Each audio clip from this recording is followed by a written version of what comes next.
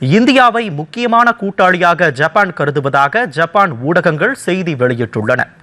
தில்லியில் நடைபெற்ற 16வது India Japan உச்சி மாநாடு வெற்றிகரமாக நிறைவு பெற்றுள்ளது. இதுகுறித்து பல ஜப்பானிய செய்தித்தாள்களும் ஊடகங்களும் சாதகமான செய்திகளை வெளியிட்டுள்ளன. இது பொருளாதார துறைகளில் இருதரப்பு உறவுகளின் சீரான முன்னேற்றத்தை அடிக்கோடிட்டு காட்டுகிறது.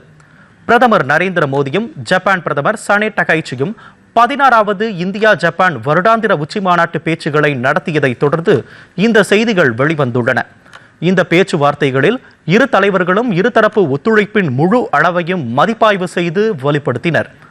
உச்சி மாநாட்டின் போது ஜப்பானின் முக்கிய இந்தோ பசிபிக் கூட்டாளிகளில் ஒன்றான இந்தியாவுடன் உறவுகளை வலுப்படுத்த பிரதமர் சனே டகைச்சி நடவடிக்கை எடுத்ததாக தி ஜப்பான் டைம்ஸ் செய்தி வெளியிட்டுள்ளது.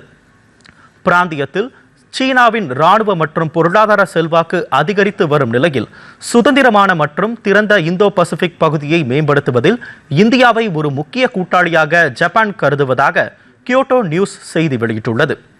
புதுதில்லியில் நடைபெற்ற 90 நிமிட பேச்சுவார்த்தையின் போது கடல்சார் பாதுகாப்பில் ஒத்துழைப்பை வலுப்படுத்த இரு தரப்பினரும் ஒப்புக்கொண்டதாகவும் இந்தியாவிற்கு ஜப்பானின் யூனிகார்ன் தகவல் தொடர்பு ஆண்டனாக்களை ஏற்றுமதி செய்வது குறித்து ஒரு பரந்த உடன்பாட்டிற்கு வந்ததாகவும் ஜப்பான் நியூஸ் செய்தி வெளியிட்டுள்ளது.